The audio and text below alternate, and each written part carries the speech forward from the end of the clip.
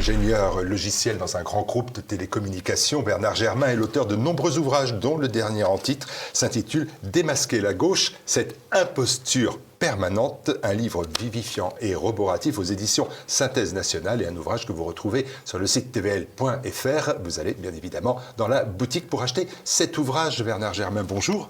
Bonjour. Alors, vous faites l'historique de la gauche, courant politique apparu dans la seconde moitié du 19e siècle, et tout de suite, d'ailleurs, vous affirmez que cette gauche s'est construite, a prospéré sur un présupposé. La gauche ne ment pas, ne trompe pas les citoyens, elle ne défend pas de mauvaises causes. En un mot, elle est le bien, avec un B majuscule. Absolument.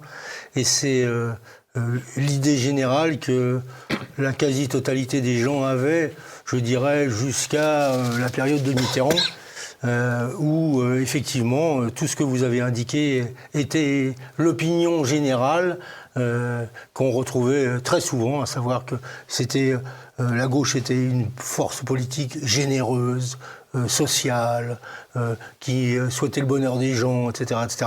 C'était comme ça que la gauche était vue. Dans l'historique que vous faites de cette gauche, depuis, disons, la révolution industrielle, vous semblez démontrer que cette utopie, les forces du bien donc, s'est systématiquement transformée en un véritable cauchemar. Et là, vous parlez par exemple, bien sûr, du désastre communiste, parce que derrière la figure joviale de Fabien Roussel se cache le crime de 100 millions d'êtres. Alors, effectivement, j'ai trois périodes bien précises en ce qui concerne l'évolution de la gauche, mais c'est vrai que la phase communiste constitue l'une des plus dramatiques, si j'ose dire, dans le sens où les partis socialistes, qui historiquement ont été les premiers à se construire, ont, selon les versions communistes, trahi le monde du travail en livrant à la boucherie impérialiste, en votant les crédits de guerre avant 1914, qui a abouti donc au premier grand conflit mondial, ont donc trahi la classe ouvrière et toutes les valeurs qu'ils prétendaient véhiculer. Il y a donc eu cette volonté de créer à travers le communisme une gauche qui était qui n'était plus victime de toutes ces dérives qu'on avait pu constater dans la social-démocratie historique. Et il y a eu donc cette expérience communiste à partir de 1917 en Russie, enfin en tout cas qui a réellement commencé à partir de 1917 avec la Révolution d'octobre, et qui malheureusement a eu une face cachée qui était une véritable monstruosité que Courtois a, dans son livre sur le communisme, établi à environ, en termes de bilan, 100 millions de morts à travers les différents régimes communistes, dont le premier historiquement était celui de Staline. Et c'est vrai que ça a été le premier véritable drame de la gauche, qui a été soigneusement caché, je tiens à le souligner, et qui l'est encore. Parce que quand on voit dans un débat M. Roussel ou n'importe lequel des membres du Parti communiste venir vous parler de liberté, de démocratie, de respect des gens, de générosité, etc., alors qu'ils sont porteurs et qu'ils ont été les défenseurs de ce bilan absolument terrifiant du communisme à partir de 1917 jusqu'à la fin, c'est-à-dire à l'effondrement du mur de Berlin, j'avoue que c'est quelque chose qui est tout à fait stupéfiant.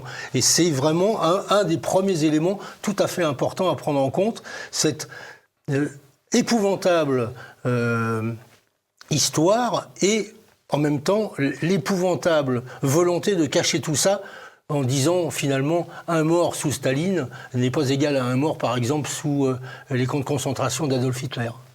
Mais alors, je comprends bien cette monstruosité attachée au communisme. C'est peut-être moins le cas du socialisme par exemple. Alors, le socialisme n'a pas un bilan pareil, bien que si on regarde historiquement ce qu'a fait la social-démocratie, par exemple en Allemagne, ça ne les a pas dérangés d'assassiner tranquillement Karl Liebknecht et Rosa Luxembourg dans des conditions absolument horribles. Je ne crois pas que sur ce plan-là, ils aient beaucoup brillé, ni redoré leur image, mais c'est sûr qu'il n'y a pas d'égalité entre le bilan du socialisme sur ce plan-là, enfin des partis socialistes sur ce plan-là, et le bilan des partis communistes, c'est clair. Quand on avance sur ces gauches-là, vous retenez une date au XXe siècle, j'entends, puisque vous avez lancé l'historique au début du XIXe siècle, mais quand vous arrivez au XXe siècle, vous vous arrêtez sur une date, celle de 1968, parce que pour vous, vous le dites, 1968 fut un tournant dans le siècle. Tout à fait. À quel titre ? Alors, parce qu'on voit les manifestations, Cohn-Bendit, etc. et tout. Pour vous, c'est un tournant bien plus décisif. Tout à fait. D'ailleurs, De Gaulle l'a dit. Bon, je ne vais pas reprendre toutes ces citations à l'époque, mais il a lui-même effectivement considéré que c'était un véritable tournant.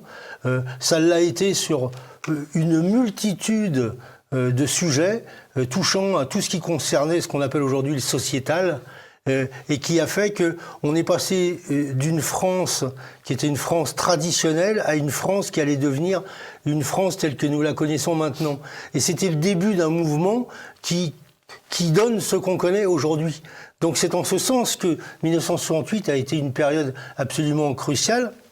Et par exemple, des philosophes postmodernes comme Derrida, Foucault, etc., ont commencé à écrire et à se faire connaître. Philosophes postmodernes qui vont donner le wokisme lorsqu'ils vont être repris par Judith Butler aux États-Unis, qui va ensuite permettre que le wokisme ne revienne en France. Mais c'est en France, dans juste l'après 1968, où on dit finalement la classe ouvrière n'est plus digne d'intérêt, ce qui compte c'est les taulards, c'est les minorités, etc. C'est en 70 que ça commence, soit dans la période 68-70, avec les philosophes postmodernes, et c'est en ce sens que c'est un virage par rapport à ce qu'on connaissait traditionnellement et aux valeurs traditionnelles de notre société. Vous parlez même plus de mutation, vous dites mutation délirante. Vous observez le PC résiduel, les restes du PS, les écologistes, aujourd'hui les insoumis, et vous dites, mais tous ces courants-là, ils ont accompli donc cette mutation délirante, l'acceptation, puis la promotion du wokisme. Le wokisme, pour vous, c'est simple, c'est une idéologie de l'Occident dégénéré. Tout à fait. Alors, en trois phrases, le premier grand tournant, hormis celui du communisme, dont on n'a jamais tiré le bilan, d'ailleurs je vais y revenir tout à l'heure, c'est l'arrivée de Mitterrand au pouvoir, 1981. Mitterrand au pouvoir, il arrive sur la base d'un programme qui est soi-disant la réponse à toutes les attentes des milieux populaires et ouvriers. Et dès 1983, il met en place la rigueur. Sa conversion depuis 82 au libéralisme de Thatcher et Reagan. Et il promeut une politique qui est à l'inverse de tout ce qu'il avait promis dans les élections. Ceci étant couplé avec un travail avec Jacques Delors au niveau de l'Europe, qui est la promotion d'une Europe qui va se révéler une Europe contre les nations, dont nous avons énormément à souffrir aujourd'hui et qui a été l'objet du livre précédent que j'avais écrit. Alors ça, c'est le premier grand tournant qui fait que la gauche commence à ne plus être la gauche. C'est ce qui s'appelle, comme le SPD allemand l'avait fait, le SPD avait fait son congrès à Bad Godesberg, et ça a été le congrès du Parti Socialiste en 83. Enfin, c'est pas le congrès, ça a été le virage qui était le Bad Godesberg du Parti Socialiste en 1983, qui amorce cette mobilisation qui fait que on abandonne totalement le combat pour le socialisme, on devient pour un véritable capitalisme entre guillemets plus social, etc. Et on construit une Europe qui est une Europe qui va se révéler être une Europe fédérale, celle que le général de Gaulle souhaitait absolument éviter. Et à cette époque, on a commencé à voir apparaître la petite main jaune, la lutte antiraciste, Black Blanc Beurre, qui a culminé en 1998 avec la victoire de la France en Coupe du Monde de football, avec l'équipe justement Black Blanc Beurre. Mais après, c'est fini. À partir de 2000, c'est terminé. Les Blancs ne peuvent plus être les alliés des Noirs et des Arabes. Et donc, le Blanc commence à être, via les indigènes de la République, Douria Boutelja, qui reprend les thèses qui reviennent des États-Unis, le blanc devient l'unique objet du ressentiment de toutes les minorités, notamment sexuelles, mais des femmes, comment dirais-je, de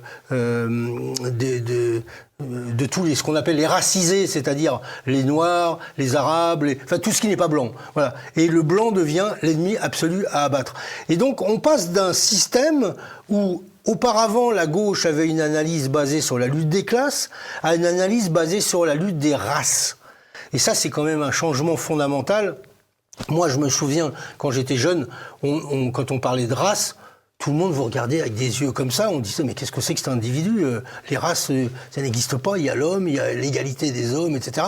Et là, aujourd'hui, cette gauche, elle a franchi le premier pas avec Mitterrand, elle a franchi le deuxième pas avec les wokistes, et c'est aujourd'hui ce qu'on a vu et qui va se concrétiser par Terra Nova et la dégénérescence qui a suivi. Alors, d'où des bouleversements idéologiques récents de la gauche, finalement, récents dans les 40 dernières années, et ce qui se font dans de nombreux domaines. Et puisque vous évoquez bien évidemment ces transformations-là, où règne l'imposture, l'ignorance ou l'escroquerie, il y a longuement le sujet de l'immigration, et l'immigration est une de ses conséquences, l'islamisme.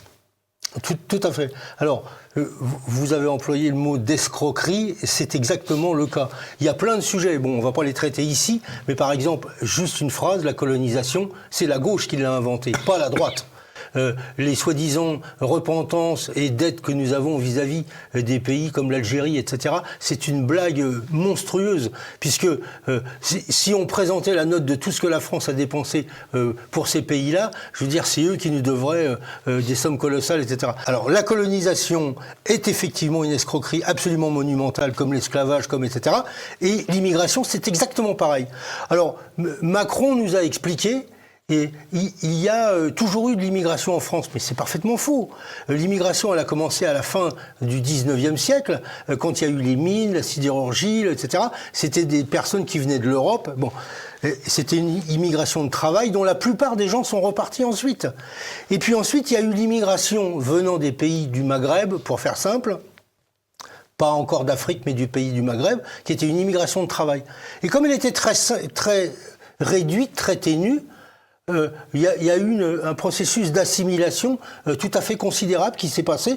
Les gens devenaient français, se mariaient avec des Français, etc. Puis après, il y a eu 1976, la décision de Giscard du regroupement familial, et là, ça a été le début de la fin. C'est-à-dire que le nombre, c'est tellement important, le nombre.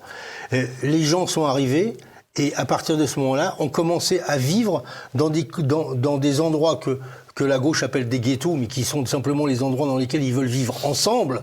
Ils ne veulent pas se mélanger aux autres. Et le vivre ensemble est une mauvaise blague. Comme en Algérie, quand c'était la guerre d'Algérie, c'était pas une guerre d'indépendance nationale, c'était une guerre religieuse des musulmans qui ne voulaient pas vivre comme les Français leur proposaient de vivre avec eux. Et en France, maintenant, on a la situation inverse, c'est-à-dire des gens qui viennent, qui veulent garder leur mode de vie dans un pays qui n'est pas le leur et qui n'a pas leur façon de vivre. Donc oui, l'islamisme a aujourd'hui l'islam d'ailleurs, a un véritable plan qui est un document de l'OCI que j'explique d'ailleurs dont je donne connaissance dans mon livre, qui montre toute la stratégie avec les frères musulmans pour conquérir l'Occident. Et donc aujourd'hui, quand on nous explique il faut arrêter avec l'islamophobie, etc., la question elle est pas sous cette forme-là. La question elle est des gens qui viennent dans un pays sans y être invités sont des envahisseurs, et en plus quand ils veulent venir avec leur mode de vie qui est tout à fait respectable, mais qui n'est pas celui du pays dans lequel ils arrivent, à un moment donné, il ne peut pas y avoir autre chose qu'un affrontement avec les populations locales. Et là, ils se le disent très clairement, ils veulent imposer leur façon de vivre, leur mode de vie, la charia, leurs croyances, etc., à l'ensemble de la population française. Et ça, ce n'est pas possible. Comment la gauche, c'est une question qui se pose tout le temps, et souvent maintenant, comment on arrive, quand on est de gauche, à allier à la fois, c'est une vision wokiste et une vision islamo-gauchiste? Comment on fait? C'est quand même assez contradictoire. Alors, moi je n'y vois pas de contradiction. C'est-à-dire que Moi, je vois une contradiction. Si on est LGBT par wokisme, et quand on le devient par islamisme, on a moins de chances de survie, ou elles sont très vite réduites à néant. Il y a des contradictions énormes. Par exemple, Boualem Sansal, qui est un écrivain algérien et qui connaît très bien ces questions-là, dit que tous ces gens-là seront les premiers égorgés par les islamistes quand ils auront le pouvoir. Parce qu'un jour, ils auront le pouvoir. Et ils ont déjà plus ou moins le pouvoir. Mais tous ces gens-là, aujourd'hui, sont en train de se regrouper à travers, je veux dire, la convergence des luttes. Les uns pour tel sujet, les LGBT, les autres contre l'islamophobie, les troisièmes pour déconstruire notre société, etc. Voilà. Donc tout ça fait un mouvement wokiste très contradictoire dans certains aspects, mais qui pour l'instant roule dans un seul sens, qui est celui du combat contre l'homme blanc. Alors pour l'instant, les divergences ne se voient pas trop, elles apparaîtront incontestablement dans pas très longtemps, dès l'instant que ceux qui n'ont pas besoin, enfin qui n'auront plus besoin des autres leur feront savoir. De la même façon que Boualem Sansal donne l'exemple de la grenouille qui aide le scorpion à traverser la rivière et arriver de l'autre côté, le scorpion pique la grenouille qui meurt et il a juste fait ce qui était naturel pour lui. Et donc c'est ce qui se passera un de ces 4 matins. Alors, l'imposture de la gauche, parce que c'est de ça qu'on parle finalement, oui. Qui est permanente, eh bien, elle intervient dans quelques cas. Et alors j'en ai retenu 2, parce qu'ils sont bien évidemment attribués aujourd'hui à la gauche, totalement, le féminisme et l'écologie, même si l'écologie est née à droite. Alors, effectivement, le féminisme, je vais faire très vite.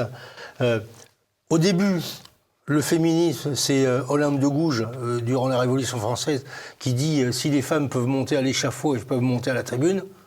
Voilà. Elle fera les deux. Voilà, tout à fait. Donc, jusqu'au général de Gaulle, et dans les quelques années qui ont suivi, tout ce qui a été fait pour les femmes, c'est la droite qui l'a fait. Le droit de vote, le fait d'avoir un chéquier, le fait d'avoir un compte en banque indépendant, le fait, etc., c'est la droite, le fait de pouvoir contrôler la reproduction, c'est-à-dire la pilule, ensuite l'avortement. Je prends soin de dire que Simone Veil n'a jamais été pour l'avortement, elle a été pour la dépénalisation de l'avortement, c'est-à-dire pour éviter les drames sociaux liés à la situation de certaines femmes qui n'avaient plus aucune issue. Voilà. Et donc, tout cela, c'est pas la gauche qui l'a fait, c'est la droite qui l'a fait. D'accord ? Et aujourd'hui, qu'est-ce que c'est le féminisme ? Eh bien, il y a tout un processus que je décris dans mon livre qui fait qu'on est passé d'un combat pour l'égalité homme-femme à un combat où aujourd'hui les femmes sont décrétées les ennemis enfin, l'homme est décrété être l'ennemi des femmes. Et donc, c'est un combat, par exemple, avec MeToo, pour abattre l'homme. Et il y a même une statue qui est, je crois, à New York, où on voit... alors, c'est la statue, soi-disant représentant MeToo, où on voit une femme avec un sabre dans la main, et dans la main gauche, la tête d'un homme qui vient d'être décapité. Voilà. Donc... c'est un changement absolument considérable et aujourd'hui, ça se matérialise par exemple par le fait qu'un groupe comme Némésis défend les femmes, toutes les femmes, y compris celles les blanches qui sont violées notamment par des migrants. Les féministes ne veulent même pas en entendre parler. Voilà. Et on voit bien cette contradiction absolument extraordinaire entre le début du combat pour l'égalité homme-femme et la dégénérescence qui a abouti à ce féminisme. Quant à l'écologie, Oui, Alors, c'était de droite, vous dites rejeter l'écologie, elle est de droite, l'écologie humaine, c'est quelque moi, chose je qui est n'ai pas dit fondateur. que je rejetais Moi, l'écologie. je trouve que vous dites que c'est une grande arnaque et que l'arnaque, c'est Ah non, l'écologie. non, Moi, je l'ai compris comme ça. non, moi je suis pour l'écologie, c'est-à-dire le respect de la nature et le fait que on vive en bonne harmonie avec la nature. Alors, pourquoi vous dites que c'est une arnaque? Ah ben parce que toutes les thèses aujourd'hui de l'écologie sont une arnaque fondamentale. J'en prends un exemple, le soi-disant dérèglement climatique qui serait lié au carbone. C'est pas le cas là actuellement? Ah non, le carbone Vous c'est... avez vu à Paris, vous avez vu en Floride, vous avez vu Oui, les températures dans le monde? oui, tout à fait. Mais le carbone c'est 0,04% de l'atmosphère. Et un gaz en position aussi ténue en termes de quantité serait capable d'avoir des effets aussi dramatiques sur le climat. Non, il faut être sérieux. Cette histoire... Pourquoi il est déréglé, le climat, Bernard Germain? Ah ben, pour une raison qui me semble relativement simple, je ne suis pas capable de l'expliquer entièrement. D'ailleurs, peu de gens sont capables de l'expliquer. Non, c'est pas parce que c'est une constatation qu'on fait que ce n'est pas une arnaque. D'accord ? On constate qu'il y a un certain nombre de choses qui se passent, d'accord ? Mais c'est pas pour autant que c'est une arnaque. Ce qui est une arnaque, c'est les causes qui sont soi-disant mises en avant. Et les causes qui sont mises en avant, ce serait la culpabilité du CO2 produit de l'activité humaine. Je vous prends un exemple. Pourquoi le Groenland s'appelle comme ça ? Groenland, ça veut dire les terres vertes. D'accord ? Aujourd'hui, le Groenland, c'est gelé partout. Ah bah oui, mais il se trouve qu'il y a 1000 ans, c'est là que les Vikings sont arrivés et qu'ils ont vécu pendant 3 siècles. Bah donc, si c'était les terres vertes, comment ça se fait ? Bah parce qu'il y avait, sur l'échelle de l'évolution du climat, une poussée de température absolument considérable, bien plus élevée que celle qui existe aujourd'hui, courbe qui était validée par le GIEC avant que l'un de ses responsables ne sorte ce qu'on appelle la courbe en crosse de hockey, ce que j'explique en détail dans mon livre, qui est une vision simpliste disant pendant 1000 ans, il n'y a eu aucune augmentation, aucune variation significative du climat, et d'un seul coup, à partir de grosso modo 1950, d'un seul, il y aura une flambée de la quantité de CO2 à cause de l'activité humaine. Et moi, je vous dis simplement, mais alors, où était l'activité humaine quand il y a eu le Groenland qui était une terre verte ? On peut pas. Qu'est-ce qui explique ça ? Alors, la vérité, c'est qu'il y a vraisemblablement des cycles longs qui sont liés au soleil, aux nuages, à la quantité d'eau dans l'atmosphère, etc. À l'inclinaison de la Terre, à l'axe de la rotation de la Terre, et tous ces éléments-là créent des cycles longs en termes d'évolution du climat. Et aujourd'hui, on est dans un cycle qui a eu une augmentation et qui est en train de descendre. Et c'est confirmé, je vous en donne tous les éléments dans mon livre, par des études scientifiques qui ont été faites avec des carottages de glace dans les pôles. On vérifiera en lisant cet ouvrage. Alors, je vais pas vous titiller plus longtemps sur cette question-là, et je vais maintenant vous provoquer directement, parce que la gauche, elle reste essentielle dans sa lutte contre le complot-fascisme qui s'étend partout, de Le Pen à Ruffin, en passant par Macron et consorts. Ça a au moins ce rôle-là. Oui, alors vous savez, le complot fasciste... alors, je vais synthétiser ma réponse. Vous savez, j'ai regardé hier la réaction de Madame Hidalgo à l'assassinat de Philippine. Et Madame Hidalgo a dit que c'était tout à fait épouvantable. Les affiches qui avaient été collées dans Paris, on voit marqué Philippine, le dessin de la figure de Philippine est marqué en dessous « tué par un migrant marocain sous OQTF ». Ça pose un problème à Madame Hidalgo, et elle considère que c'est des affiches fascistes, réactionnaires, racistes, etc., etc. Elles ne font que dire la vérité. Alors aujourd'hui, vous savez, c'est très simple. Quiconque dit quelque chose qui n'est pas cautionné par la gauche, qui est en fait l'extrême gauche, est simplement fasciste. Et je vous fais observer que vous avez de plus en plus de gens, c'est pas simplement ce qu'on appelle l'extrême droite, mais maintenant, quiconque n'est pas d'accord avec eux, même si c'est quelqu'un qui était avant Ruffin, par exemple. Ruffin, quand il est arrivé à la fête de l'Humanité, tout le monde lui a fait un petit banc d'honneur.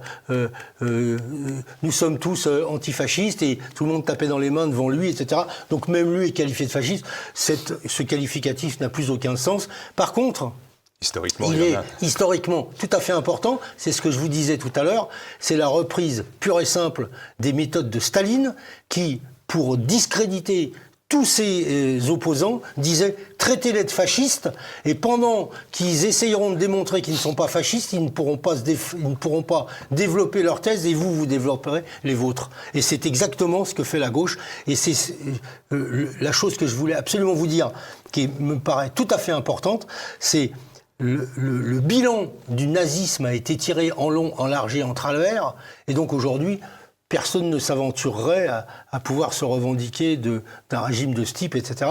Le bilan du stalinisme n'a jamais été tiré réellement. Je vous rappelle quand même ce que disait Jean-Paul Sartre, qui disait « tout anticommuniste est un chien ».